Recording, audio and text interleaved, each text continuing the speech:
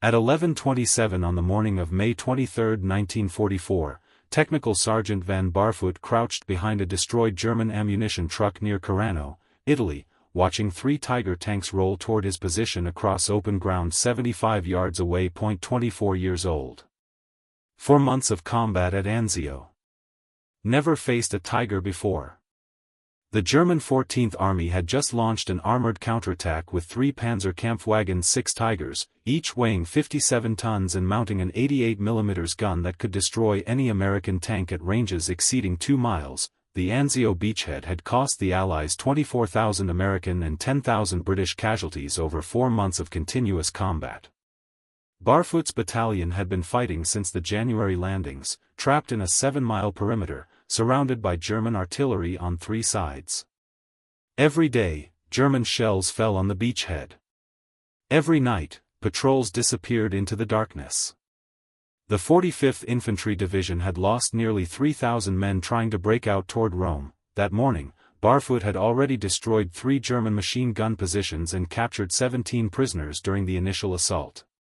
He had crawled alone through a documented minefield, following drainage ditches to reach the German flank undetected. His Thompson submachine gun had killed 5 enemy soldiers at ranges under 20 yards. The 17 German prisoners his squad had captured were now behind American lines, awaiting transport. But the Tigers changed everything. American infantry had learned to fear these machines. The Tiger's frontal armor measured 100 mm thick. Its 88mm gun could penetrate a Sherman tank's armor from ranges where American guns were completely ineffective. German tank commanders knew this advantage and used it ruthlessly. The Anzio breakout depended on momentum. If the German counterattack succeeded in stopping the American advance, the entire offensive would stall. 4 months of bloody fighting would mean nothing. 24,000 casualties would be wasted. Rome would remain in German hands. Barfoot understood the tactical mathematics. 3 Tigers could stop an entire battalion. Each Tiger carried enough ammunition to destroy dozens of targets. Their armor made them nearly invulnerable to frontal attack. Standard doctrine required American infantry to withdraw when Tigers appeared and call for artillery support or tank destroyers, but there was no time for doctrine. The nearest American tanks were 300 yards behind the front line, still moving through the congested breakthrough corridor. Artillery forward observers had lost radio contact during the morning's advance. Tank destroyer battalions were engaged elsewhere on the Cisterna front. No air support was available.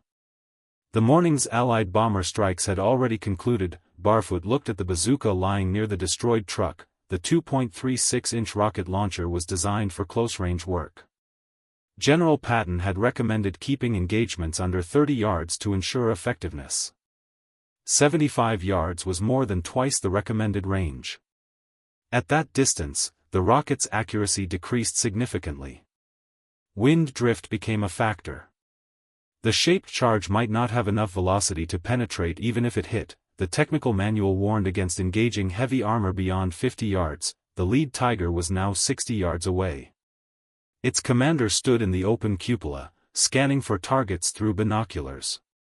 The tank's 88mm gun traversed slowly left, searching for American positions. Behind it, 2 more Tigers advanced in staggered formation, their engines roaring across the morning battlefield. Barfoot picked up the bazooka. The weapon weighed 13 pounds. Its tube was 5 feet long. The M6A1 rocket could theoretically penetrate 110 mm of armor at 0-degree angle, but only at close range, only under ideal conditions. 75 yards was not ideal. He lifted the bazooka onto his right shoulder and sighted through the crude metal ladder sight. The lead Tiger filled his view. He could see every detail. The overlapping road wheels, the commander's cupola, the long 88mm gun still traversing toward American positions. 1 shot. That was all he would get. The back blast would reveal his position instantly. If he missed, the Tiger's coaxial machine gun would find him in seconds. If he hit but failed to disable the tank, the result would be the same. And even if he stopped the first Tiger, 2 more followed close behind. Barfoot fired, the rocket left the tube with a sharp crack and a blast of smoke that erupted from both ends of the launcher. The back-blast wave kicked up dirt and debris behind him. The rocket motor ignited fully after clearing the muzzle, accelerating the projectile across 75 yards of open ground in just over 1 second. The M6A1 rocket struck the lead Tiger's right track assembly at the connection point between the drive sprocket and the first road wheel. The shaped charge detonated on impact. The focused jet of superheated metal burned through the hardened steel track link, severing it completely. The massive track assembly separated and began unwinding from the road wheels as the Tiger's forward momentum carried it another 15 feet. The broken track whipped around the drive sprocket once more before jamming completely between the wheels and the hull. The Tiger lurched to a stop at a 10-degree angle, its damaged right side settling lower as the broken track piled up beneath the hull. The tank commander and the cupola immediately dropped inside and sealed the hatch. Through the vision ports, Barfoot could see the turret beginning to traverse. The Germans were searching for whoever had fired, the other two Tigers had already changed direction, their commanders had seen the rocket smoke trail and were turning their massive hulls toward the flanks, moving away from the ambush position. One Tiger angled northeast.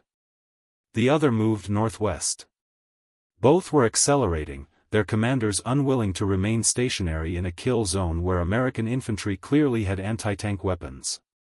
Within 30 seconds, both Tigers had withdrawn 200 yards and were moving behind a low ridgeline.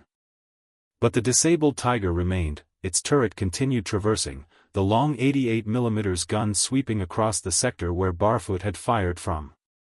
The crew knew they were immobilized. They knew American infantry would be moving toward them. Their only option was to use the main gun and machine guns to create a defensive perimeter until recovery vehicles could reach them. The Tiger's driver attempted to reverse. The left track spun uselessly. The right track remained jammed. The tank rocked slightly but could not move. Smoke began rising from the damaged drive mechanism. Barfoot watched the cupola hatch. Wehrmacht tank doctrine required disabled crews to either fight from inside the vehicle or evacuate immediately if fire risk was high. The rising smoke suggested the track damage had affected the final drive housing. If lubricating oil had ignited, the crew had perhaps 2 minutes before the engine compartment became an inferno. The turret stopped traversing. The 88mm gun pointed northeast away from Barfoot's position. The cupola hatch opened. The tank commander emerged first, wearing the standard black Panzer uniform and leather headset. He carried no weapon and moved quickly, climbing out and dropping to the ground on the opposite side of the tank from American positions. 2 more crew members followed within seconds. The driver and radio operator, both unarmed, they had abandoned the Tiger. The 3 Germans ran 20 yards to a shell crater and took cover. They were now exposed infantry without weapons, separated from their disabled tank with American forces advancing across the entire front. Barfoot moved forward with his Thompson submachine gun. He covered the distance from the destroyed truck to a forward position in 18 seconds using a destroyed stone wall for concealment. From there, he had a clear angle on the shell crater where the German tank crew had taken cover. The Germans had no weapons. They were separated from their tank. Their 2 supporting Tigers had withdrawn and were now out of visual range. No German infantry reinforcements were visible anywhere on the immediate battlefield. Barfoot approached the crater from the southwest, keeping the Thompson aimed at the position. At 15 yards, he could see all 3 crew members clearly. They saw him simultaneously. The tank commander raised both hands above the crater edge, the universal signal of surrender. The other 2 crew members followed immediately. All 3 climbed out of the crater with hands raised, but the battle was not finished. 600 yards to the north, Barfoot could see German infantry beginning to establish defensive positions near an abandoned artillery emplacement. A single field gun sat unmanned near a stone farmhouse. The crew had apparently fled during the morning's American assault. But if German forces reoccupied that position, the gun could halt the entire American advance through this sector. Barfoot directed the 3 German tank crew members to move toward American lines under guard of advancing infantry from his company. The prisoners would be processed with the 17 others he had captured earlier that morning. But the abandoned German field gun remained his priority. The weapon was a 75mm infantry gun positioned near a stone farmhouse 400 yards north of the disabled Tiger. The Germans had established the position during the previous night to cover the approaches to Cisterna. If enemy forces reoccupied that gun, it could fire directly down the American advance corridor. Each high-explosive shell could kill or wound dozens of men advancing across open ground. American doctrine required reporting such positions to battalion command and waiting for artillery or airstrikes to neutralize them. But the morning's offensive schedule allowed no delays. Every hour mattered. The breakout from Anzio depended on maintaining momentum. General Truscott had made that clear in his orders to all units: keep moving. Don't stop. Don't consolidate. Push through resistance.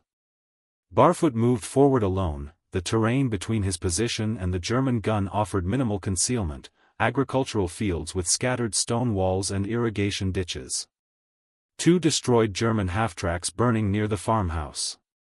Shell craters from the morning's artillery preparation, but no cover that could stop rifle fire. He crossed the open ground in a low crouch, moving from crater to crater. The Thompson submachine gun weighed 10 pounds. He carried 8 30-round magazines. 2 fragmentation grenades remained on his web belt. The bazooka and remaining rockets had been left with his squad. At 200 yards from the farmhouse, Barfoot heard German voices. 3 soldiers emerged from the building. Wehrmacht infantry in standard field gray uniforms. They were moving toward the abandoned gun emplacement, clearly intending to bring the weapon back into action. One carried ammunition boxes. The other 2 had rifles slung over their shoulders. The Germans had not yet seen him. Barfoot took cover behind a low stone wall 30 yards from the farmhouse. The range was too far for accurate Thompson fire, but close enough to observe. If the Germans reached the gun and opened fire on advancing American forces, casualties would be severe. If he engaged them now and missed, they would take cover and radio for reinforcements. He waited. The 3 German soldiers reached the gun position. They began preparing the weapon for action, removing the tarpaulin that had covered the barrel. One soldier opened an ammunition box. Another checked the breech mechanism. The third scanned toward American positions with binoculars. Barfoot moved forward to 20 yards. Still behind the stone wall. The Thompson's effective range at that distance gave him perhaps a 3-second window to engage all 3 targets before they could react. He opened fire. The first burst caught the soldier at the breech. 5 rounds at center mass. The German fell beside the gun trail. The second soldier turned toward the sound and received a second burst across the chest. He collapsed over the ammunition box. The third soldier dropped his binoculars and reached for his rifle, but never completed the movement. Barfoot's third burst struck him as he turned. All 3 Germans were down within 4 seconds. Barfoot approached the gun position carefully. All 3 enemy soldiers were dead. The weapon itself remained intact. The 75mm barrel pointed southeast, still aimed at the American advance corridor. Ammunition boxes lay stacked beside the trail. The Germans had intended to fire dozens of rounds into advancing American infantry. But simply leaving the gun was not enough. German forces still held positions throughout this sector. If they counterattacked and recaptured the farmhouse, they would bring this weapon back into action within minutes. Barfoot searched the dead soldiers and found what he needed. 2 potato masher grenades, German Model 24 hand grenades. Each contained a small explosive charge sufficient to damage equipment. He placed both grenades inside the breech mechanism, removed the friction igniters, and stepped back 20 feet. The grenades detonated simultaneously. The blast destroyed the breech block and warped the gun barrel at the chamber. Black smoke poured from the mechanism. The weapon was permanently disabled. But as the smoke cleared, Barfoot heard something that made him freeze. Wounded American voices somewhere close, calling for help. The voices came from a drainage ditch 70 yards east of the destroyed gun position. 2 American soldiers, both wounded, both calling for medics in voices that suggested severe injuries and increasing desperation. Barfoot moved toward the sound, using the scattered stone walls for concealment. German positions remained active throughout this sector. Snipers could be anywhere. Artillery observers could call fire on any exposed movement. The battle was still fluid. Lines were still unclear. He reached the drainage ditch and found them. 2 soldiers from Company L, 3rd Battalion. Both had been hit during the morning assault. The first soldier had taken shrapnel across his left leg and abdomen. Multiple wounds. Blood soaked through his field dressing. The second had been shot through the right shoulder and chest. The bullet had entered just below the collarbone and exited through his back, missing the lung but severing major blood vessels. Both men were conscious but losing blood rapidly. Both had been lying in the ditch for nearly 2 hours since the initial assault. Neither could walk. Neither could apply effective pressure to their own wounds while remaining conscious. Company L's medics had been killed or pinned down during the German counterattack. The wounded had been bypassed as American forces pushed forward, maintaining momentum. Standard battlefield procedure. Medics and recovery teams would follow behind the assault companies. But the German Tiger counterattack had disrupted that process. The recovery teams were still 300 yards behind the front line, dealing with other casualties. Barfoot assessed the situation quickly. Both soldiers needed immediate evacuation to the battalion aid station. That position was 1,700 yards to the rear behind the original jump-off line near Carano. The distance represented nearly a mile across ground that was still under intermittent German artillery fire and potentially exposed to sniper positions. Carrying both men simultaneously was impossible. They weighed approximately 160 pounds each, plus equipment. Combined weight exceeded 300 pounds. The distance and terrain made simultaneous evacuation physically impossible for one man. He would have to make 2 trips. Barfoot took the soldier with the chest wound first. The shoulder and lung area injury suggested he had less time. Blood loss from the severed vessels was steady but not arterial spray. The wound was survivable if he reached medical care within the next hour. Beyond that, shock and blood loss would become irreversible. He positioned himself beside the soldier and pulled the man's right arm across his own shoulders. The wounded soldier used his left arm to grip Barfoot's web gear. Together, they began moving south toward American lines. The weight was immediate and substantial. The wounded soldier could not support his own body weight. His legs dragged. Every step required Barfoot to lift and carry approximately 140 pounds of soldier plus equipment. The Thompson submachine gun remained slung across his back. His own equipment and ammunition added another 30 pounds. They covered the first 100 yards in 8 minutes. The terrain slowed them constantly. Irrigation ditches required careful navigation. Stone walls forced detours. Shell craters meant choosing between exposure on the rim or exhaustion climbing in and out. German artillery fire continued falling randomly across the sector. 3 shells impacted within 200 yards during the first 10 minutes of movement. Barfoot's legs began burning after 300 yards. His shoulders ached from supporting the wounded soldier's weight. Sweat soaked through his uniform despite the cool morning temperature. His breathing became labored. The hours of combat before this moment had already exhausted him, crawling through the minefield, destroying the machine gun nests, capturing 17 prisoners, fighting the Tigers, destroying the field gun. Now this at 600 yards, Barfoot stopped for 30 seconds. He adjusted the wounded soldier's position across his shoulders. The man's blood had soaked into Barfoot's uniform. The soldier's breathing had become shallow and rapid. Early signs of shock. They continued moving. 800 yards. 1,000 yards. 1,200 yards. The battalion aid station remained 500 yards away. Barfoot's legs trembled with each step. His vision narrowed slightly from exhaustion and dehydration. The wounded soldier's weight seemed to increase with every yard. But stopping meant the soldier would die in this field. At 1,400 yards, Barfoot saw American positions ahead. Medical personnel were treating casualties near a cluster of destroyed buildings. Stretcher-bearers moved between wounded soldiers. The battalion surgeon worked under a canvas tarp stretched between two walls. Barfoot reached the aid station at 13 minutes past noon. He had covered 1,700 yards in 43 minutes carrying the wounded soldier.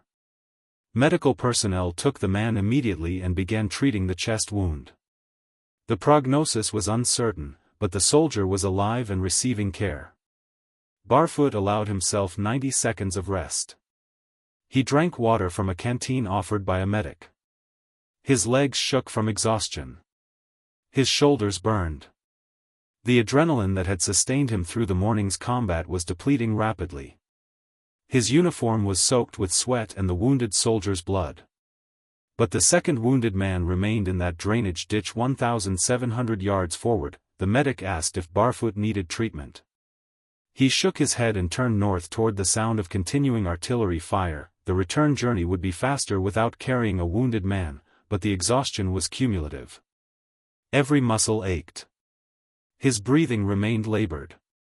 4 hours of continuous combat had pushed him beyond normal physical limits. He moved back across the same ground, past the shell craters, past the stone walls, past the destroyed half-tracks. The German artillery had intensified. 3 shells impacted within 100 yards during his return movement. Shrapnel whined overhead. Smoke obscured sections of the battlefield. At 1,700 yards forward, he found the drainage ditch again. The second soldier was still conscious, but barely. The abdominal and leg wounds had continued bleeding despite the field dressing. The man's skin had gone pale. His pulse was rapid and weak. Classic signs of advancing shock.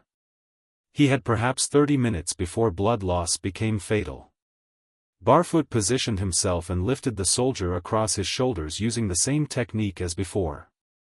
The weight was identical, but his exhaustion made it feel heavier. His legs protested immediately. His back screamed.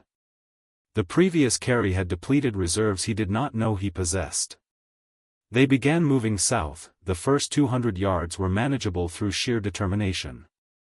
The soldier remained conscious enough to grip Barfoot's web gear with one hand, but at 300 yards, the wounded man lost consciousness. His full weight sagged against Barfoot's shoulders. The arm that had been gripping the web gear fell limp. Barfoot adjusted his grip and continued 400 yards. 500 yards, his vision began tunneling at 600 yards. The edges of his sight darkened slightly. Dehydration and exhaustion were affecting his sensory processing. He forced himself to focus on the terrain immediately ahead. One step, another step, keep moving. German artillery continued falling randomly across the sector. 2 shells impacted close enough that Barfoot felt the concussion waves. Dirt and shrapnel rained down around him. He kept walking. At 800 yards, his right leg cramped severely. The muscle seized completely for 15 seconds. He stopped, shifted the wounded soldier's weight, and forced the leg to extend through the cramp.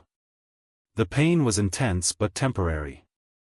He resumed walking. 1,000 yards. 1,100 yards, the wounded soldier's breathing had become barely perceptible.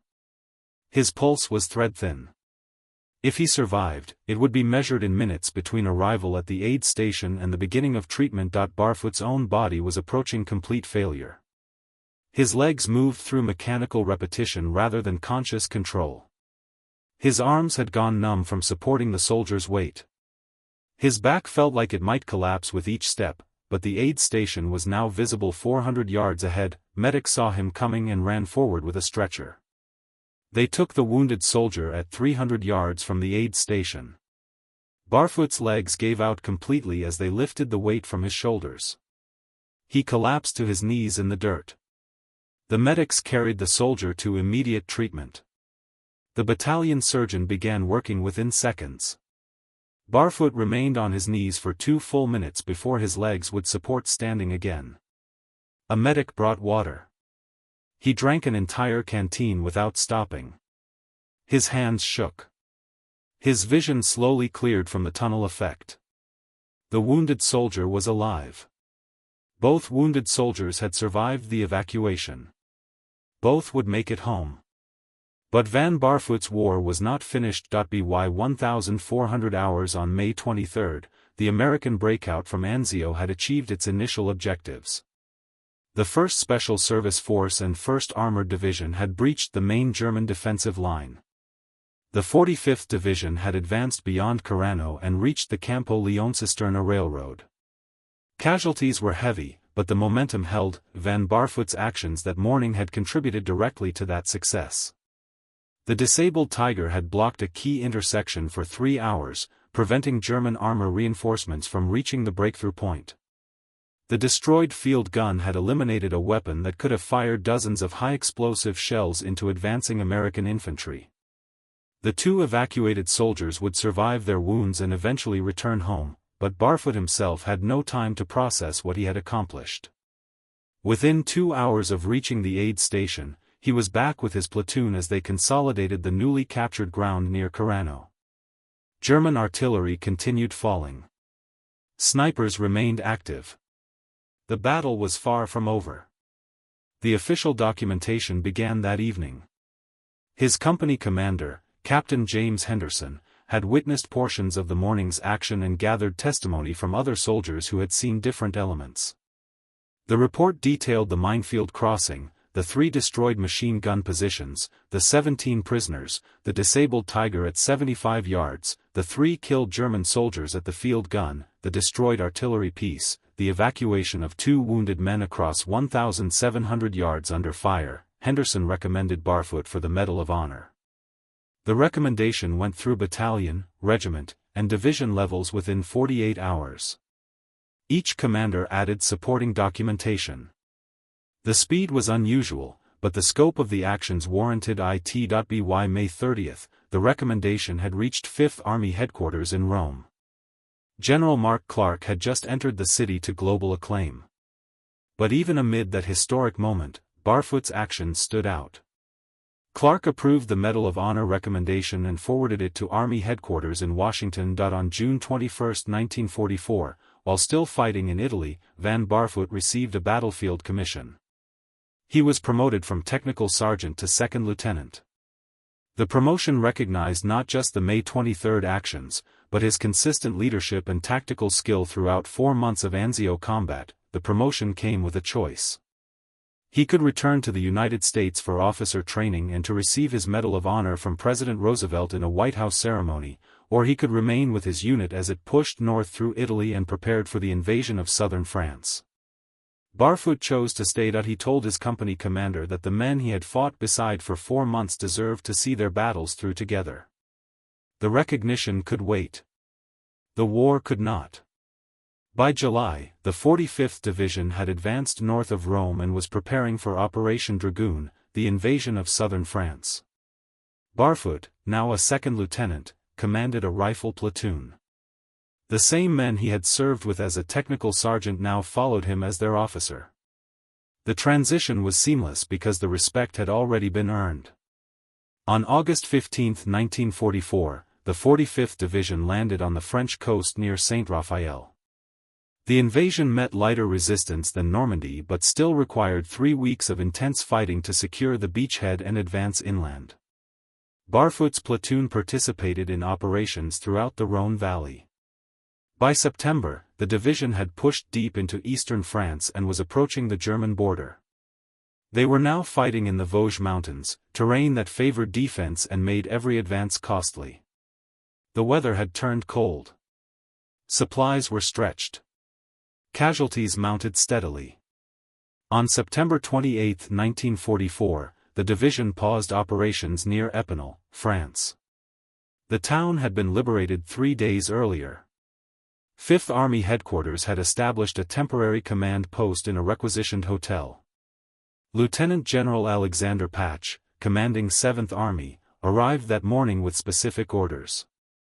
He was there to conduct a Medal of Honor presentation ceremony in the field at the recipient's request. Van Barfoot stood in a muddy field outside Epinal surrounded by soldiers from his company, his battalion, his regiment. The men he had fought beside for nearly a year. Some had been at Anzio. Some had joined as replacements. All understood what the ceremony represented. General Patch read the official citation aloud. The words described May 23 in clinical military language. Conspicuous gallantry. Intrepidity at risk of life. Beyond the call of duty. The citation detailed each action methodically, but the soldiers listening already knew the story. The ceremony lasted 12 minutes. General Patch pinned the Medal of Honor to 2nd Lieutenant Van Barfoot's uniform and saluted. The assembled soldiers, nearly 300 men from the 45th Division, stood at attention in the rain. No speeches beyond the citation reading. No press photographers.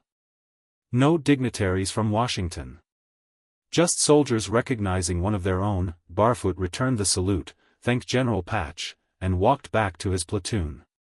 Within 2 hours, his unit was back on patrol. The war continued. The Battle of Anzio, where Barfoot had earned his medal, had produced more Medal of Honor recipients than any other single battle in World War II. 22 Americans received the nation's highest decoration for actions during those 4 months of combat. The statistic reflected the intensity and desperation of the fighting. Every day required extraordinary courage just to survive. Some days required actions that transcended even that standard. Barfoot's continued service demonstrated something the medal itself could not capture. The actions of May 23 were not aberrations. They were examples of sustained excellence under conditions that broke lesser men. He had fought at Anzio from January through May. He had participated in the Sicily landings in July 1943. He had been at Salerno in September. Each operation had been brutal. Each had demanded everything. And he kept volunteering for more. By December 1944, the 45th Division was fighting in the Vosges Mountains and preparing to enter Germany itself. Barfoot commanded his platoon through the winter advance, leading reconnaissance patrols and assault operations in terrain that favored defenders. The fighting was methodical and costly. German forces contested every village, every crossroads, every bridge. The war in Europe ended on May 8, 1945. Barfoot had been in continuous combat for nearly 2 years across 3 countries. But military service did not end with Germany's surrender. Professional soldiers like Barfoot remained in uniform, training new recruits and preparing for whatever came next. What came next was Korea. In June 1950, North Korean forces invaded South Korea and pushed American and South Korean troops into a defensive perimeter around Pusan. The United States mobilized rapidly, deploying units from around the world. Van Barfoot, now a captain, deployed with his regiment in August 1950 and fought through the Pusan breakout, the advance to the Yalu River, and the subsequent Chinese intervention. Korea was different from Europe. The terrain was more mountainous. The weather more extreme. The enemy tactics emphasized night attacks and infiltration rather than set-piece battles. But the fundamentals remained identical: lead from the front.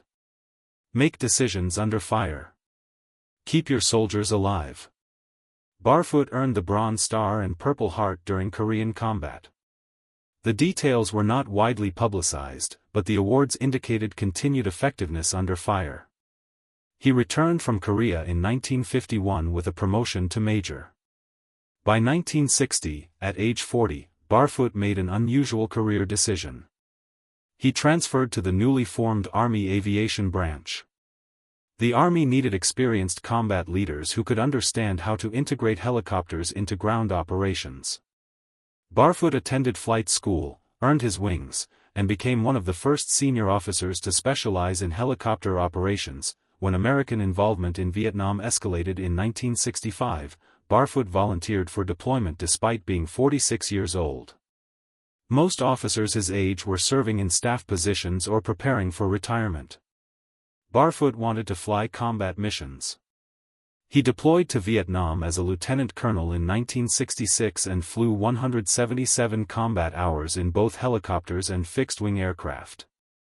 His Medal of Honor from World War II and his combat experience from 3 wars made him valuable as an aviation advisor. He understood how air assets could support ground operations because he had been the soldier on the ground calling for that support. Barfoot retired as a colonel in 1974 after 34 years of military service. 3 wars. Dozens of decorations. A career that spanned from the Italian mountains to the Vietnamese highlands. The Medal of Honor was the most visible recognition, but hardly the complete measure of his contribution that he settled on a farm in Virginia and raised the American flag every morning until his death in 2012 at age 92. The question his story raises is simple but profound. What creates the difference between soldiers who follow orders competently and soldiers who accomplish what doctrine says cannot be done? Van Barfoot faced 3 Tiger tanks at 75 yards with a weapon designed for 30-yard engagements. Doctrine said withdraw and call for support. Physics said the shot would probably miss at that range. Survival instinct said any shot would reveal his position and draw immediate fire from 3 88mm guns that could destroy him instantly. That he fired anyway. The technical aspects of that shot deserve examination. The M6A1 Bazooka rocket had to travel 75 yards accurately enough to hit a moving target. The shaped charge had to penetrate at a range where velocity was degraded. The hit location had to disable the tank rather than merely damage cosmetic components. Every variable was unfavorable. Every calculation suggested failure. But calculations assume average conditions and average soldiers.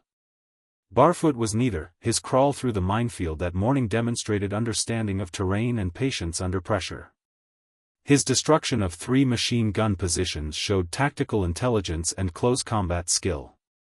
His capture of 17 prisoners indicated ability to exploit success rapidly. The bazooka shot against the Tigers proved willingness to attempt the impossible when the tactical situation demanded it, but perhaps the most revealing aspect was what came after. The evacuation of 2 wounded soldiers across 1,700 yards while exhausted from hours of combat showed something beyond tactical skill or physical courage. It demonstrated the fundamental principle that separates ordinary soldiers from extraordinary ones. The mission is not complete until everyone who can be saved has been saved. Barfoot could have reported the wounded soldier's location and waited for stretcher bearers. Doctrine supported that choice. His exhaustion justified it. The continuing German artillery made it reasonable, but he made 2 trips across nearly 2 miles of contested ground because 2 soldiers needed help and he was capable of providing it. That calculus repeated across 3 wars and 34 years of service defined his career. Not the decorations. Not the promotions. The simple mathematics of what needed to be done versus what he was capable of doing. The disabled Tiger at Carano sat immobilized for 3 hours because of 1 rocket fired at impossible range by 1 sergeant who refused to accept that doctrine sometimes means defeat. The American breakout from Anzio succeeded partly because soldiers like Barfoot made individual decisions that compounded into operational success. 24,000 American casualties at Anzio. 22 Medal of Honor recipients. 4 months of continuous combat in a 7-mile perimeter. The mathematics of that battle were brutal and simple: survive each day. Help the men beside you survive. Accomplish the mission despite the cost. Barfoot did that for 4 months at Anzio. Then he did it again in Korea. Then Vietnam. 34 years of service. 3 wars. One consistent principle.